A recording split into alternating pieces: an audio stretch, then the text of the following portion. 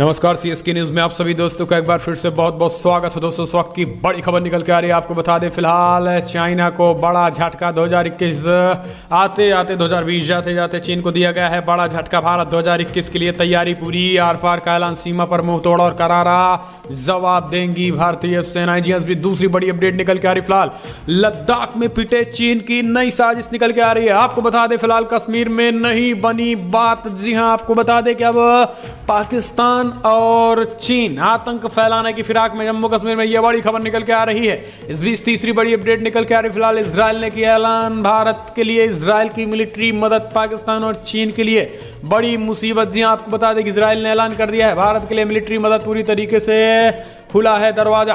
और इस बीच बड़ी अपडेट निकल के आ रही है। आपको बता दें फिलहाल चीन पर जल्द ही शिकंजा कसने वाला। चीन ने उइगर मुस्लिमों के 135 यातना गृह को बनाया फैक्ट्री। जी हाँ, पूरी तरीके से यातना गृह 135, 16,000 मस्जिदें, नरसंहार, क्या कुछ है इन सब के पीछे।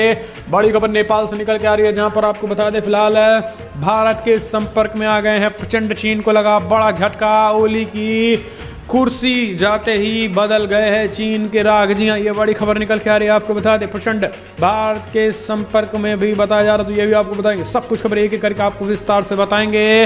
लेकिन उससे पहले अगर आप भी मानते हैं कि प्रधानमंत्री मोदी के नेतृत्व में आपको पूरा भरोसा है तो इस वीडियो को लाइक करके अपना समर्थन दर्ज करें। उस देश की गौरवशाली इंडियन आर्मी के लिए भी जय हिंद लिखना मत भूलेगा। दोस्तों दरअसल पहली बड़ी अपडेट निकल के आ रही है। फिलहाल चीन लद्दाख में पिटे चीन का नया हथगंडा जम्मू कश्मीर में पाकिस्तान की मदद से भेज रहा है आतंकियों को और चीन के हथियारों। जी हाँ, दरअसल आपको बता दें कि फिलहाल कश्मीर में मुंह की खा रहे आतंकी संगठन और पाकिस्तान, लद्दाख में एलएसी पर चीन मुंह की खा रहे भारतीय सेनाओं के जरिए तो अब नया हथगंडा अपना दिए हैं। आपको बता दें कि जम्मू कश्मीर में अब चीन और पाकिस्तान भारतीय सेनाओं को नीचे दिखाने और नीचे गिराने के लिए अब पाकिस्तान जहां आतंकवादी भेज रहा है तो वहीं चीन अपने हथियारों को भी मुहैया करा रहा है। आपको बता दें कि इसकी जानकारी तब हुई जब काफ़ी समय से खैर इसकी जानकारी हो चुकी है, लेकिन हाल फिलहाल में कुछ और आतंकियों को गिरफ्तार किया गया है जिनके पास से चाइनीज हथियार बरामद किए गए हैं। और आपको बता दें कि वो पाकिस्तान से आए हुए हैं और पाकिस्तान से लगातार घुसपैठ की कुछ साजिशें कामयाब भी हो जा रही हैं। हालांकि आपको बता दें कि 100 घुसपैठ में महज 1-2 घुसपैठ ही नाकामयाब हो पा रही हैं और बाकी घुसपैठ को भारतीय सेनाएं नाकामयाब कर दे रही हैं। लेकिन सबसे बड़ी बात यह है कि जिस तरीके से चाइना अपने हथियारों को आतंकियों को मुहैया करा रहा है, ऐसे में आतंक और आतंक के सरपरस्तों, चीन हो या फिर पाकिस्तान हो, इनको करारा जवाब मिलेगा। और यही कारण है कि भारत लगातार तैयारी भी करता जा रहा है। आपको बता दें कि प्रधानमंत्री नरेंद्र मोदी कुछ समय पहले ही कहा था कि आतंक और आतंक के सरपरस्तों को करारा जवाब मिलेगा। भारत के चीन, पाकिस्तान के साथ साथ भारत अब यूनाइटेड नेशन में चीन को भी एक्सपोज करने में लग चुका है। और आपको बता दें कि इन हथियारों को ही दिखाकर चीन को भी एक्सपोज किया जाएगा। हम चलते हैं अगले अपडेट लेते हैं। फिलहाल 2020 तो ठीक है, लेकिन 2021 में अगर चीन ने कोई दादागिरी करी तो भारत निपटने को तैयार देगा मुंह तोड़ और करारा जवाब। जी हाँ, नए साल मई में लद्दाख में शुरू हुए तनाव के बाद भारत और चीन के बीच तनाव अभी भी चरम पर है। 2020 में चीनी धोखे से सबक लेते हुए भारत ने 2021 में पेंचिंग से निपटने की तैयारी भी शुरू कर दी है। चीन पर आर्थिक पाबंदियों के बाद अब भारत पश्चिमी और पूर्वी सीमा पर हर चुनौती के लिए रणनीति बना रहा है। इस साल मई के शुरुआत में चीन ने लद्दाख सीमा पर घुसपैठ की कोशिश की है। सीमा पर भारत और चीन की सेनाओं के बीच कई बार झड़प भी हुए हैं और गलवान घाटी में भारत में 20 सैनिक भी शहीद हो गए हैं, जबकि चीन के 40 सैनिक मारे गए थे। ड्रैगन की हरकतों पर अब भारत की पैनी नज़र भी है और नई दिल्ली ने सीमा पर अब वो तैयारी कर ली है जिससे देश की सीमाएं महफूज हो रही हैं। आपको बता दें कि लगातार चीन अपनी चालबाजी करने की कोशिश कर रहा था, लेकिन गलवान के बाद जब मुंहतोड़ और करारा जवाब मिला जिनमें चीन के 30 से 40 जवान मारे गए, भारत में भी 20 जवान शहीद हुए थे। लेकिन आपको बता दें जिसके बाद गलवान में चीन को मुंहतोड़ और करारा जवाब देने के बाद अब चीन तब से बैकफुट पर है, तब से भारत से भिड़ने की कोशिश नहीं की है। हम चलते हैं अगली अपडेट लेते हैं। फिलहाल इजराइल ने किया है बड़ा ऐलान, भारत के लिए इजराइल की मिलिट्री मदद पाकिस्तान और चीन के लिए जी हाँ बड़ी मुसीबत है। दरअसल आपको बता दें कि फिलहाल भारत और इजराइल के बीच जो रिश्ते हैं वो किसी से छिपे नहीं हैं। दोनों देशों के बीच पिछले 30 वर्षों से नई ऊंचाइयां देखने को मिल रही हैं। अब इन सब से अलग पिछले दिनों भारत में इजराइल के राजदूत ने कहा है कि फिलहाल चाहे जो हो जाए उनका देश हमेशा भारत को मिलिट्री सपोर्ट देता रहेगा। इजराइल के राजदूत की तरफ से आए इस बयान को वर्तमान परिस्थिति में काफ़ी अहम माना जा रहा है। भारत पिछले साल 8 माह से line of actual control LAC पर चीन से मिलिट्री टकराव का सामना कर रहा है। वहीं पाकिस्तान की तरफ से भी लगातार घुसपैठ और आतंकी साजिशों को अंजाम देने की कोशिश जारी है। इजराइल का यह भरोसा दरअसल इन दोनों देशों की मुसीबत बन सकती है। आपको बता दें 17 दिसंबर को इजराइल के राजदूत रॉन मलक्का ने आधिकारिक तौर पर इस बात का ऐलान किया कि उनका देश हमेशा दोस्त भारत के साथ खड़ा रहेगा। उन्होंने कहा है कि जब कभी भारत को अपनी रक्षा की जरूरत पड़ेगी इजराइल उसे पूरा करेगा। इजरायली राजदूत की टिप्पणी ऐसे समय में सामने आई है जब यूनाइटेड अरब अमीरात UAE, सूडान और मोरक्को ने इजराइल के साथ राजनयिक संबंध बहाल कर दिए हैं। माना जा रहा है कि अगले आने वाले दिनों में सऊदी अरब में भी कोई बड़ा फैसला ले सकता है। पाकिस्तान ऐसे में पूरी तरीके से अलग थलग पड़ रहा है। अरब देश जल्द ही इजराइल को गले से लगाने वाले हैं और इजराइल के राजदूत से एक इंटरव्यू में पूछा गया था जिसके जवाब में ये बातें पाकिस्तान को चुभ सकती है। हम चलते अगली अपडेट लेते हैं। फिलहाल बड़ी खबर खुलासा, वो चीन ने उइगर मुस्लिमों के 135 यातना गृह बनाए हुए हैं। 16,000 मस्जिदों को ढहा दिया गया है। सांस्कृतिक नरसंहार कर रहा है चाइना। कोई मुस्लिम देश नहीं बोलने को है तैयार। चीन के सिंजियांग प्रांत में उइगर मुस्लिमों पर हो रहे अत्याचार को लेकर सैटेलाइट तस्वीरों से बड़ा खुलासा हुआ है। एक रिपोर्ट में भी अमेरिकी रिपोर्ट में खुलासा जो हुआ है काफ़ी चौंकाने वाला और हैरान कर देने वाला है। चीन ने अपने मुस्लिम बहुल सिंजियांग प्रांत में सबसे ज़्यादा नए यातना केंद्र बना दिए हैं, जिसमें न केवल उइगरों को कैद किया जा रहा है बल्कि उनसे वहां पर बनी फैक्ट्री में जबरन काम भी कराया जा रहा है। कई घंटों तक जबरन काम करने के बाद ऐसे बंदियों को हर महीने मात्र 100 रुपये दिया जा रहा है। दरअसल न्यूज़ वेबसाइट बडफीड ने सरकारी दस्तावेजों, इंटरव्यूओं और सैकड़ों सैटेलाइट तस्वीरों की मदद से ये खुलासा किया है। इस अध्ययन में पता चलता है कि फिलहाल चीन ने 135 यातना गृह में फैक्ट्रियां बना दी हैं। इन फैक्ट्री में जबरन उइगर मुस्लिमों में से काम कराया जा रहा है। यही नहीं, पूरे सिंजियांग में यातना केंद्र बना दिया गया है। 16,000 मंदिरें ढहा दी गई, 16,000 मस्जिदें ढहा दी गई हैं और मुस्लिमों पर शिकंजा कसा जा रहा है। हम चलते हैं, अपडेट लेते हैं। फिलहाल बड़ी खबर निकल के आ रही है। आपको बता दें फिलहाल भारत के समर्थन में दिख रहे हैं प्रचंड। जी आपको बता दें कि प्रचंड का रवैया भारत के समर्थन में चीन को लगा बड़ा झटका। नेपाली कांग्रेस और सुप्रीम कोर्ट पर टिकी निगाहें। नेपाल में पकड़ मजबूत करने के लिए चीन की बदली रणनीति से भारत सतर्क हो गया है। भारत ने अचानक पाला बदलते हुए प्रधानमंत्री KP शर्मा ओली से किनारा कर लिया। ड्रैगन की कोशिश से वहां हुए नए चुनाव पर न हो और ओली की जगह पुष्प कमल दहल प्रचंड भी PM बन जाएं। आपको बता दें कि प्रचंड ने भारत के समर्थन में बड़ा बयान दिया है। उन्होंने कहा है कि सरकार जैसे ही सत्ता में दोबारा आएंगे भारत के साथ रिश्ते मजबूत भी करेंगे। आपको बता दें कि ये बयान अपने आप में भी एक महत्वपूर्ण माना जा रहा है, क्योंकि जिस तरीके से लगातार अगर बात करें तो पाकिस्तान हो या फिर चाइना अपनी हरकत से बाज आता नहीं दिख रहा है। यही कारण है कि एक के बाद एक ताबड़तोड़ झटके लग रहे हैं और नेपाल का ये कारनामा अपने आप में ये बड़ा झटका है उन लोगों के लिए। हम चलते हैं, अगले अपडेट लेते हैं। आपको बता दें कि फिलहाल ब्रिटेन से भारत पहुंचा कोरोना वायरस का नया स्ट्रेन। कितना खतरनाक! जी हाँ, दरअसल ब्रिटेन में हड़कंप मचा रहे कोरोना वायरस का नया रूप अब हमारे बीच पहुंच चुका है। लगभग 70% तेजी से फैलने वाला ये बदला हुआ वायरस 6 लोगों से मिल चुका है, 6 लोगों में जो हाल ही में ब्रिटेन से लौटे थे। आपको बता दें कि वायरस में साल भर के भीतर 23 बार म्यूटेशन हुआ है, लेकिन ये प्रकार वैज्ञानिकों को डरा रहा है। अब चूंकि ये देश का आदेश तक आ चुका है, इसलिए इसके बारे में जानने और सावधान रहने की ज़रूरत है। तो ये बड़ी खबर निकल के आ रही है। वायरस जब हॉट्स कोशिशों के भीतर है अपनी संख्या बढ़ा रहा है। तो दोस्तों, ये भारत में 6 नए मामले सामने आए। हालांकि आपको बता दें कि इसकी जाँच जारी है। ये बड़ी खबर और काफ़ी चिंताजनक बातें निकल के आई हैं। हम चलते हैं अगली अपडेट। यूपी के लव जिहाद कानून का 1 महीना, 14 केस, 49 अभी तक जेल में पहुंच चुके हैं। शिकायतकर्ताओं में सिर्फ 2 पीड़ित महिलाएं ही हैं। दरअसल आपको बता दें, यूपी में लव जिहाद कानून के 1 महीने पूरे हो चुके हैं और यूपी में शिकंजा जिहादियों पर कसता तेजी के साथ कस रहा है। पिछले महीने की 28 तारीख को योगी सरकार ने धर्म परिवर्तन कानून बनाया था। इसके बाद से अब तक यूपी में 14 केस दर्ज किए जा चुके हैं। इनमें 51 गिरफ्तारियां हो गई हैं। अभी भी 49 आरोपी जेल में हैं। खास बात यह है कि 14 में से 13 मामलों में हिंदू महिलाओं पर जबरन इस्लाम धर्म स्वीकार करने का दबाव बनाने का आरोप है। इसमें से 2 महिलाओं में शिकायतकर्ता खुद पीड़िता है और इसके अलावा 12 केसों में शिकायतकर्ता पीड़िता के रिश्तेदार परिवार भी हैं।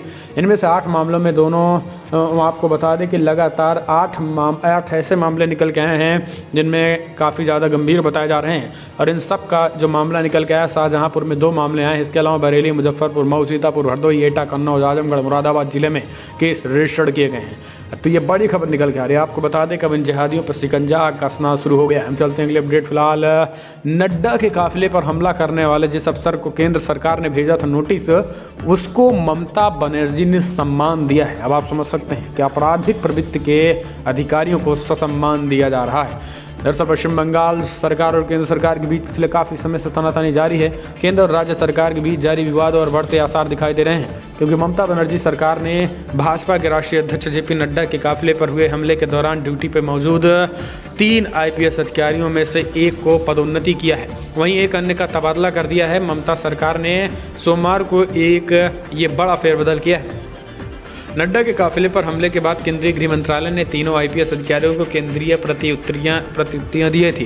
तो आपको बता दें कि 1996 के IAS अधिकारी राजीव मिश्र को अब ADG दक्षिणी बंगाल के रूप में पदोन्नत किया गया। वहीं डायमंड हार्बर के SP भोलानाथ पांडे को SP होमगार्ड के महत्वपूर्ण पद पर स्थानांतरित किया गया है। तीसरे अधिकारी प्रवीण त्रिपाठी की स्थिति अपरिवर्तित है और वो DIG अभी भी जस की तस अपनी सेवा दे रहे हैं। लेकिन आपको बता दें कि इन्हीं तीनों अधिकारियों को केंद्र सरकार ने नोटिस भेजा था, ममता ने पदोन्नति किया है। अब आप समझ सकते हैं कि इस तरीके के अपराधियों को आपराधिक प्रवृत्ति के अधिकारियों को ममता बनर्जी पदोन्नति दे रहे हैं। हम चलते हैं अगले अपडेट। मध्य प्रदेश में लव जिहाद कानून, धार्मिक स्वतंत्रता अध्यादेश, शिवराज कैबिनेट की मंजूरी, 10 साल कैद का प्रावधान। जी हाँ, मध्य प्रदेश की भाजपा नीति सरकार ने लव जिहाद को रोकने के लिए सख्त कानून धर्म स्वतंत्र विधेयक को अध्यादेश के तौर पर लागू करने की मंजूरी दे दी है। कैबिनेट में सर्वसम्मत के बाद ये मंजूरी दी गई है। अब अध्यादेश को मंजूरी देने के लिए राज्यपाल को भेजा जाएगा। राज्यपाल की मंजूरी के बाद कानून लागू होगा। कानून के तहत साजिश के तहत धर्मांतरण करने वालों के खिलाफ कानूनी कार्रवाई होगी। अधिकतम 10 साल तक की सजा होगी और 1 लाख रुपए तक जुर्माना भी हो सकेगा। मुख्यमंत्री शिवराज सिंह चौहान ने कैबिनेट की बैठक में विधेयक के मसौदे की जानकारी दी है। CM शिवराज ने कैबिनेट में 7 साल 2020 को उथल पुथल वाला बताया है। उन्होंने नए साल में नई उम्मीदों के साथ शुरुआत करने की बात कही है। 2021 में नई उमंग और उत्साह के साथ शुरुआत होगी। कैबिनेट में सप्लीमेंट्री बजट भी अध्यादेश को मंजूरी दे दी गई है। हम चलते हैं अगले अपडेट। RJD का नीतीश को ऑफर, आप तेजस्वी को CM बनाएं, हम आपको PM कैंडिडेट बनाएंगे। जी हां, दरअसल बिहार में राजनीतिक स्थिरता को लेकर लगाए जा रहे कयास के बीच RJD ने CM नीतीश कुमार को बड़ा ऑफर दे दिया है। दरअसल नीतीश कुमार को यह ऑफर पार्टी के वरिष्ठ नेता और बिहार विधानसभा के पूर्व स्पीकर उदय नारायण चौधरी ने दिया है। मीडिया रिपोर्ट्स के मुताबिक उदय नारायण चौधरी ने कहा कि अगर नीतीश कुमार RJD नेता तेजस्वी यादव को मुख्यमंत्री बना दें तो साल 2024 में होने वाले लोकसभा चुनाव के दौरान प्रधानमंत्री पद के लिए विपक्षी पार्टियां उनका समर्थन कर सकती हैं। राजद के इस दलित नेता द्वारा दिए गए ऑफर से बिहार की सियासत गर्मा गई है।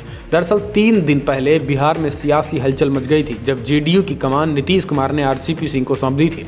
हम चलते हैं अगले अपडेट। रजनीकांत ने चुनावी राजनीति से किया किनारा, कहा बीमारी ने बहुत कुछ सिखा दिया।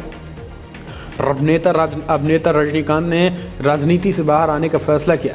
रजनीकांत ने एक लंबे पत्र में स्वास्थ्य मुद्दों की ओर इशारा करते हुए तमिलनाडु के आगामी विधानसभा चुनाव में भाग नहीं लेने की घोषणा की है।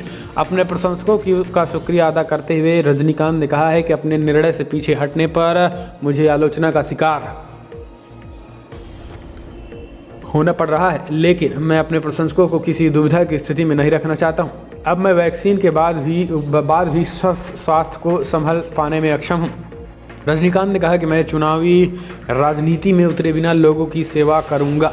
उन्होंने कहा है कि वो चुनाव लड़ें ही लोगों की सेवा करेंगे। अब बोले कि अगर मैं चुनाव लड़ता तो सोशल मीडिया और टेलीविज़न पर प्रचार करके चुनाव नहीं जीत सकता था। ये बड़ी खबर। हम चलते हैं अगले अपडेट आपको बता दें। अब खत्म होगा तनाव, भारत और चीन के बीच अगले दौर की सैन्य वार्ता के लिए नहीं दिख रहे हैं आसार। जी हाँ, भारत और चीन के बीच पूर्वी लद्दाख के वास्तविक नियंत्रण रेखा यानी एलएसी पे तनाव कम होता नहीं दिख रहा है। एलएसी पे बीते कई महीनों से जारी तनातनी को दूर करने के लिए फिलहाल भारत और चीन के बीच अगले दौर की बातचीत के आसार नहीं दिख रहे हैं। इस घटनाक्रम से परिचित लोगों ने कहा है कि फिलहाल इस बात के कोई संकेत नहीं दिख रहे हैं कि भारत और चीन पूर्वी लद्दाख में सीमा तनाव को कम करने के लिए अगले दौर की सैन्य वार्ता करेंगे।